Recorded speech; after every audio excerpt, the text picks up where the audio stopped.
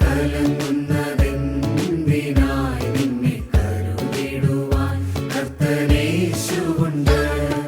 മനമേ കലങ്ങുന്നതെന്തിനായി നിന്നെ കരുതിടുവാൻ കർത്തനേശുവുണ്ട്.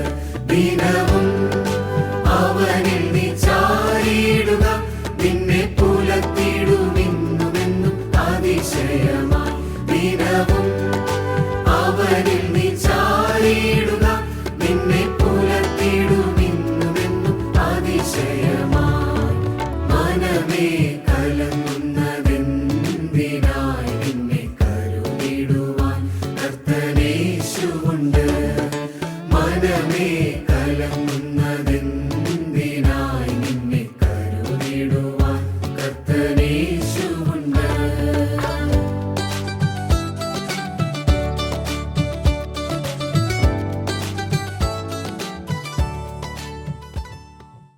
Our God is doing great things in our life in His own ways, which no one can comprehend by reason. ദേശമേ ഭയപ്പെടേണ്ട, ഘോഷിച്ച് ഉല്ലസിക്കുക. യഹോവ വൻ കാര്യങ്ങളെ ചെയ്തിരിക്കുന്നു. ദൈവം നമ്മളിൽ പ്രവർത്തിക്കുവാൻ തുടങ്ങുമ്പോൾ അതിന് യാതൊരു പരിമിതികളുമില്ല.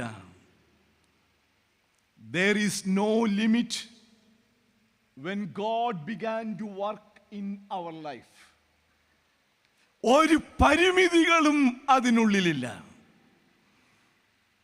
പരിമിതികളില്ലാതെ ദൈവം പ്രവർത്തിക്കുന്ന ആ വലിയ അനുഭവം. Our God is doing great things in my life, in our life, in His own ways, which no one can comprehend by reason. യുക്തിക്കതീതമായി, ബുദ്ധിക്കതീതമായി പ്രവർത്തിക്കുന്ന ദൈവത്തിൻ്റെ പ്രവർത്തനങ്ങൾ.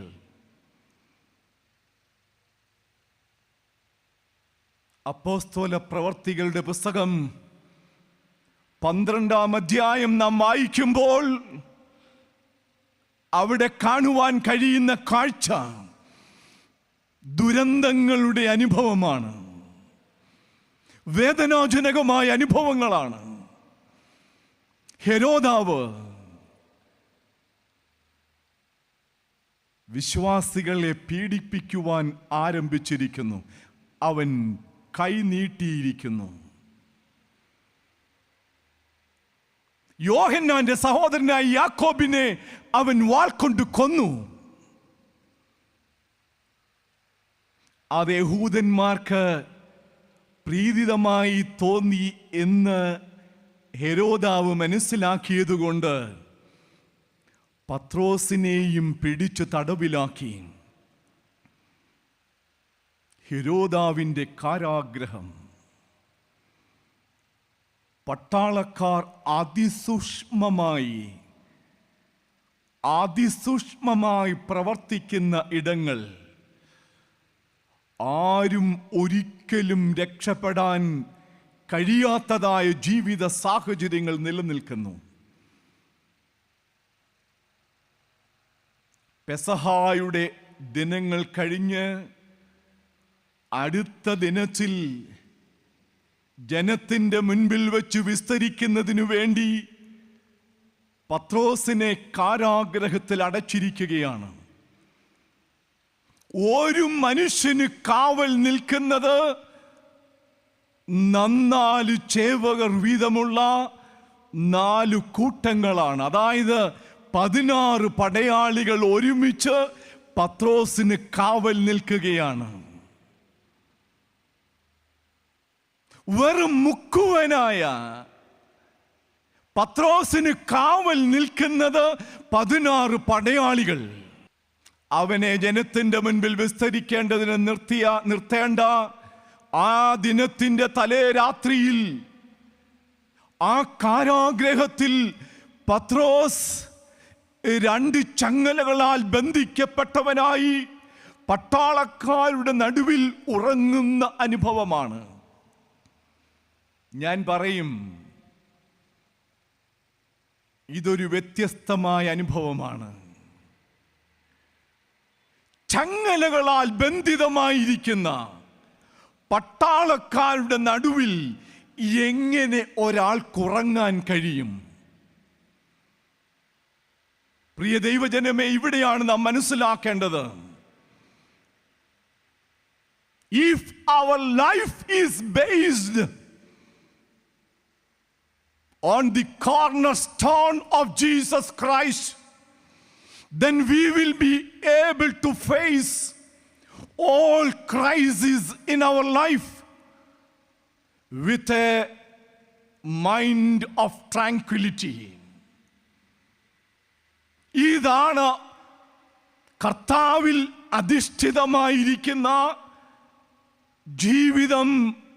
ഈ ലോകത്തിൽ നയിക്കപ്പെടുമ്പോൾ കോളിളക്കങ്ങൾ എത്ര ഉയർന്നാലും അതിൽ അവൻ സമചിത്തനായി നിൽപ്പാൻ കഴിയും.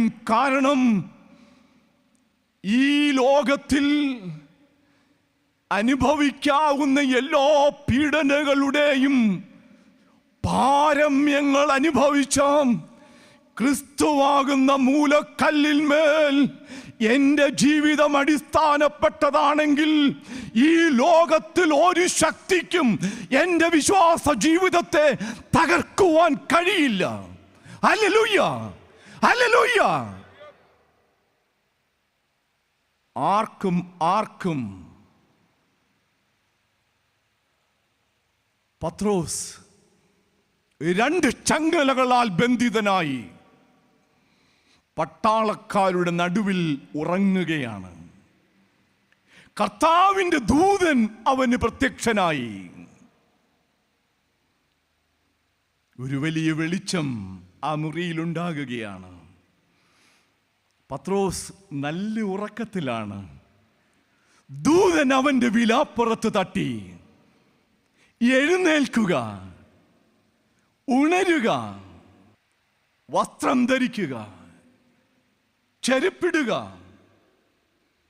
നിന്റെ അരകെട്ടി മുറുക്കുക. അവൻ അങ്ങനെ ചെയ്തു.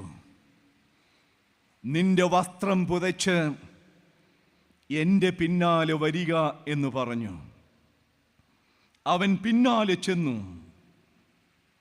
ദൂതൻ മുഖാന്തരം സംഭവിച്ചതൊന്നും യഥാർത്ഥമാണെന്ന് അവന് മനസ്സിലാകുന്നില്ല. ഒരു ദർശനം കാണുന്നത് പോലെയാണ്. ആ കാരാഗ്രഹത്തിൻ്റെ 1-ാം കാവലും 2-ാം കാവലും അവർ കടന്നു. പട്ടണത്തിലേക്ക് എത്തുന്നതിനു വേണ്ട 3-ാം കാവൽ, ഇരുമ്പ് വാതിലുകൾ സ്വയമായി അവർക്ക് മുൻപിൽ തുറക്കപ്പെടുകയാണ്. അവർ പുറത്തിറങ്ങി ഒരു തെരുവ് കടന്നു. ഉടനെ ദൂതൻ അവനെ വിട്ടുപോയി. പത്രോസിന് സുബോധം വന്നിട്ട് കർത്താവ് തന്റെ ദൂതനെ അയച്ചു, ഹെരോദാവിന്റെ കയ്യിൽ നിന്നും യഹൂദ ജനത്തിന്റെ സകല പ്രതീക്ഷയിൽ നിന്നും എന്നെ വിടുവിച്ചു എന്ന് ഞാൻ ഇപ്പോൾ വാസ്തവമായി അറിയുന്നു എന്ന് പറഞ്ഞു. കണ്ടോ, എത്ര അതിശയകരമായിട്ടാണ് പത്രോസിനെ ആ കാരാഗ്രഹത്തിൽ നിന്ന് വിടുവിക്കുന്നത്. അതുകൊണ്ടാണ് ഞാൻ പറഞ്ഞത്, അവർ God is doing great things in our life in his own ways which cannot be comprehended by reason. യുക്തിക്കതീതമായി, ബുദ്ധിക്കതീതമായി അവൻ പ്രവർത്തിക്കുന്നവനാണ്. എൻ്റെ ജീവിതത്തിലും നിങ്ങളുടെ ജീവിതത്തിലും അവൻ പ്രവർത്തിക്കുന്നവനാണ്. അതിശയകരമായി ഇൻ ഹിസ് ഓൺ വേസ്, അവൻ്റെ വഴികളിലൂടെ, എൻ്റെ വഴികളിലൂടെയല്ല, നമ്മളുടെ വഴികളിലൂടെയല്ല, അവൻ്റെ വഴികളിലൂടെ അവൻ പ്രവർത്തിക്കുന്നവനാണ്. ഹല്ലേലൂയ.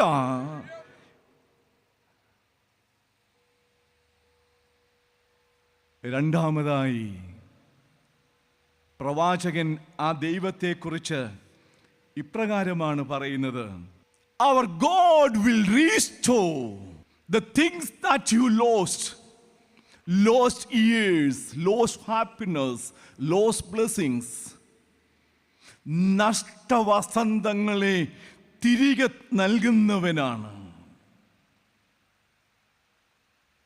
വെട്ടുക്കിളികളാൽ നഷ്ടപ്പെട്ടത്, വരൾച്ചകളാൽ നഷ്ടപ്പെട്ടത്, ശത്രുക്കളാൽ നഷ്ടപ്പെട്ടത്, ഇവിടെ പറയുന്നത് ഇങ്ങനെയാണ്: ഞാൻ നിങ്ങളുടെ ഇടയിൽ അയച്ചിരിക്കുന്ന മഹാസൈന്യമായ വെട്ടുക്കിളിയും വിട്ടിലും തുള്ളനും പച്ചപ്പുഴുവും തിന്നുകളഞ്ഞ സംവത്സരങ്ങൾക്ക് വേണ്ടി ഞാൻ നിങ്ങൾക്ക് പകരം നൽകും. യെസ്,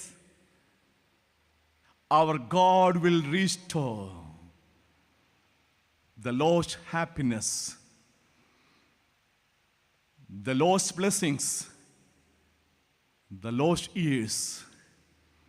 നഷ്ടപ്പെട്ടു പോയ വസന്തങ്ങളെ തിരികെ തരുവാൻ എൻ്റെ യേശുവിന് കഴിയും. അതാണ് ഈ വിശുദ്ധ വേദപുസ്തകത്തിൽ രേഖപ്പെടുത്തിയിരിക്കുന്നത്. അവൻ മുൻമഴയും പിന്മഴയും തരുന്നവനാ. എന്താണോ എൻ്റെ ജീവിതത്തിൽ എനിക്കാവശ്യം, എൻ്റെ ജീവിത യാത്രയ്ക്കാവശ്യം, മുൻമഴയും പിന്മഴയും അവൻ തരുന്നവനാ. മുൻമഴ മാത്രം തന്നിട്ട് പോകുന്നവനല്ല, പിന്മഴയും തരുന്നവനാണ്. പിന്മഴ മാത്രം തരുന്നവനല്ല, മുൻമഴയും തരുന്നവനാണ്. കൃഷിക്ക് മുൻപേ ആവശ്യമുള്ള മഴയും കൃഷിക്ക് ശേഷമുള്ള മഴയും. എൻ്റെ ആവശ്യം എന്തെന്നറിഞ്ഞ് എന്നെ വഴി നടത്തുന്നവൻ ഈ ലോകത്തിൽ അവൻ മാത്രമാണ്, ക്രിസ്തു മാത്രമാണ്. ഈ ഒരു വലിയ പ്രത്യാശയുടെ അനുഭവമാണ്. പ്രിയ ദൈവജനമേ, ഉൽപ്പത്തി പുസ്തകം അതിൻ്റെ 31 മുതൽ 37 മുതലുള്ള അധ്യായങ്ങൾ വായിക്കുമ്പോൾ അവിടെ ഒരു വ്യക്തിയെ കാണാം. അവിടെ ആ യോസഫിൻ്റെ ജീവിതമാണ്. 37 അധ്യായം നാം വായിക്കുമ്പോൾ അവിടെ ഇങ്ങനെയാണ്. അതിൻ്റെ 4-ാമത്തെ വാക്യത്തിൽ യോസഫ് വാർദ്ധക്യത്തിലെ മകനാകൊണ്ട് ഇസ്രായേൽ എല്ലാ മക്കളിലും വെച്ച് അവനെ അധികം സ്നേഹിച്ചു. ഒരു നിലയെങ്കി അവന് ഉണ്ടാക്കിക്കൊടുത്തു. അവൻ അപ്പൻ തങ്ങളെ എല്ലാവരെയും കാൾ അധികം അവനെ സ്നേഹിക്കുന്നു എന്ന് അവൻ്റെ സഹോദരൻ കണ്ടിട്ട് അവനെ പകച്ചു. അവനോട് സമാധാനമായി സംസാരിക്കുവാൻ അവർക്ക് കഴിഞ്ഞില്ല. കണ്ടോ, സഹോദരനാണ് യോസഫ്. മറ്റ് സഹോദരന്മാർ അവനെ പകയ്ക്കുകയാണ്. അവനോട് സമാധാനമായി സംസാരിപ്പാൻ കഴിയുന്നില്ല. വീണ്ടും യോസഫ് 2 ദർശനങ്ങൾ കാണുന്നുണ്ട്. ആ ദർശനങ്ങൾ തൻ്റെ സഹോദരന്മാരുമായി പങ്കുവയ്ക്കുമ്പോൾ 1-ാമത്തെ ദർശനം പൂർത്തീകരിച്ചു കഴിഞ്ഞപ്പോൾ അവിടെ ഇങ്ങനെയാണ് എഴുതിയിരിക്കുന്നത്: പിന്നെയും അധികം അവനെ ദ്വേഷിച്ചു. എല്ലാ കറ്റകളും എഴുന്നേറ്റു നിന്ന് എൻ്റെ കറ്റകളെ വന്ദിക്കുന്ന വണങ്ങുന്ന ആ ദർശനം അത് വിവരിച്ചു കഴിഞ്ഞപ്പോൾ എല്ലാവരും ദ്വേഷിക്കുകയാണ്. ഇനിയും അടുത്ത ദർശനം: സൂര്യനും ചന്ദ്രനും 11 നക്ഷത്രങ്ങളും എന്നെ നമസ്കരിച്ചു എന്ന് പറഞ്ഞു. അതും കൂടി പറഞ്ഞു കഴിഞ്ഞപ്പോൾ അവൻ്റെ സഹോദരന്മാർക്ക് അവനോട് അസൂയ തോന്നി. പ്രിയ ദൈവജനമേ, യോസഫിനോടുള്ള ആ സഹോദരന്മാരുടെ മനോഭാവം, 1, അവനെ പകച്ചു. 2, അവനോട് സമാധാനമായി സംസാരിക്കുവാൻ കഴിയാതെ പോകുന്ന സാഹചര്യം. 3, അവനെ അധികം ദോഷിച്ചു. 4, അവനോട് അസൂയ തോന്നി. അതെ, സഹോദരന്റെ മുഖത്ത് ദൈവത്തിന്റെ മുഖം ദർശിക്കേണ്ടവർ ഇന്ന് സഹോദരന്റെ മുഖത്ത് പകയും വിദ്വേഷവും അസൂയയും ഒക്കെ നിറഞ്ഞിരിക്കുന്ന മനസ്സുമായി സഞ്ചരിക്കുകയാണ്.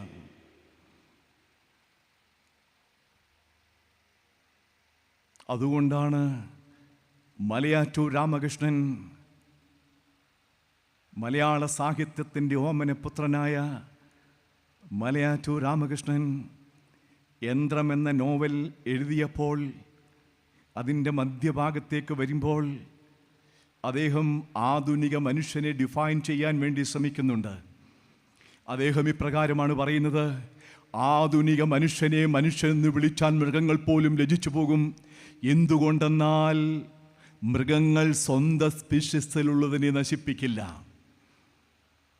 എന്നാൽ ആധുനിക മനുഷ്യൻ തൻ്റെ സഹോദരൻ്റെ മുഖത്ത് നോക്കി പുഞ്ചിരി തൂകി ആലിംഗനം ചെയ്ത് അവൻ്റെ കയ്യിൽ സൂക്ഷിച്ചിരിക്കുന്ന കടാര അവൻ്റെ പുറത്തെ കാഴ്ത്തിയിറക്കുന്നവനാണ് ആധുനിക മനുഷ്യൻ.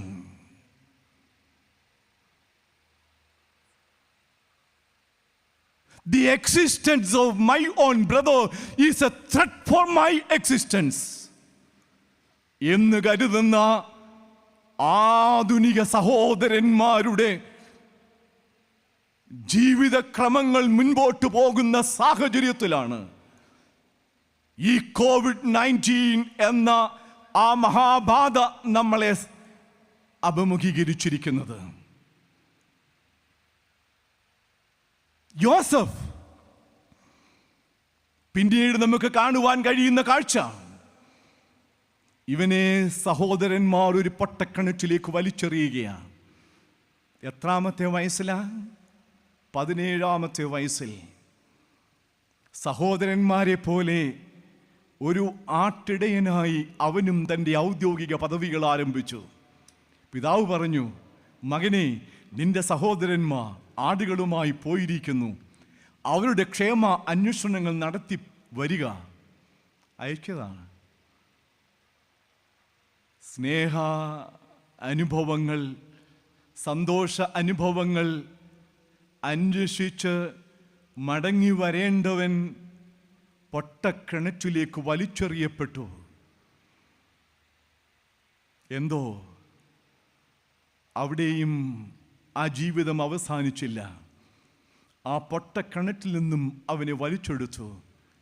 മിദ്യാനെ കച്ചവടക്കാർക്ക് 20 വെള്ളിക്കാശിന് വിറ്റു.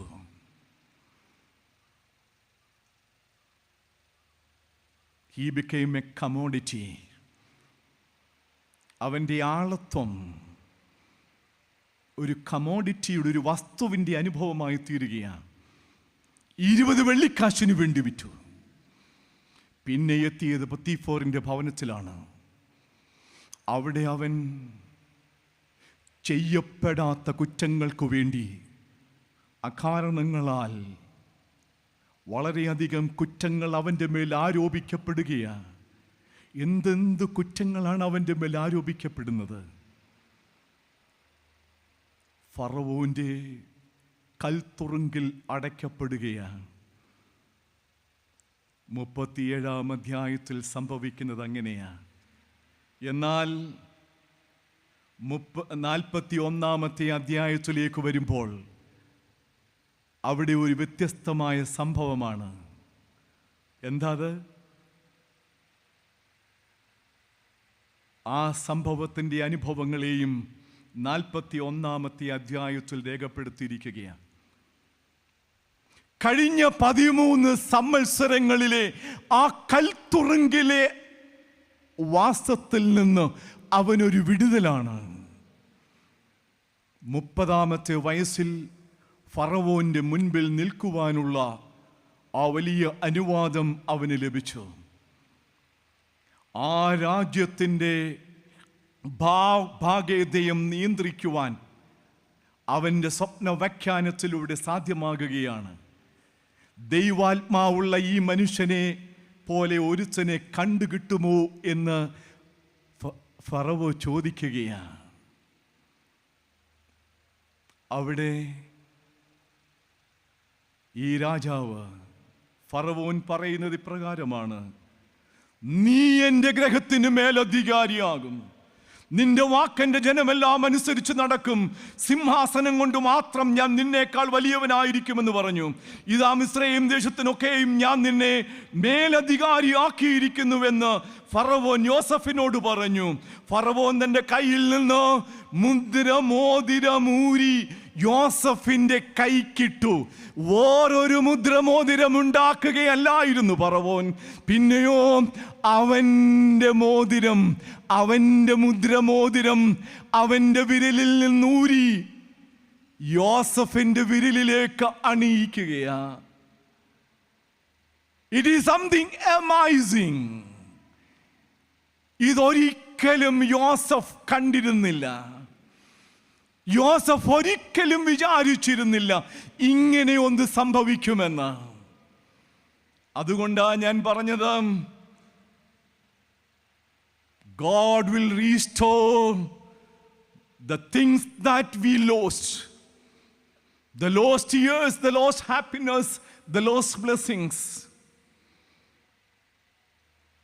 വെട്ടുക്കിളിയും വിട്ടിലും തുള്ളനും പച്ചപ്പുഴുവും തിന്നുകളഞ്ഞ സംവത്സരങ്ങൾക്ക് വേണ്ടി ഞാൻ നിങ്ങൾക്ക് പകരം നൽകും. ഫറവോൻ തൻ്റെ കയ്യിൽ നിന്ന് മുദ്രമോതിരമൂതി യോസഫിന്റെ കൈക്കിട്ടു. അവനെ നേർമയുള്ള വസ്ത്രം ധരിപ്പിച്ചു. ഒരു സ്വർണ്ണ സരപ്പളിയും അവന്റെ കഴുത്തിലിട്ടു. തൻ്റെ രണ്ടാം രഥത്തിൽ അവനെ കയറ്റി. മുട്ടുകുത്തുവീൻ എന്ന അവന്റെ മുൻപിൽ വിളിച്ചു പറയിച്ചു. ഇങ്ങനെ അവനെ മിസ്രയീം ദേശത്തിനൊക്കെയും മേലധികാരിയായി തീർന്നു.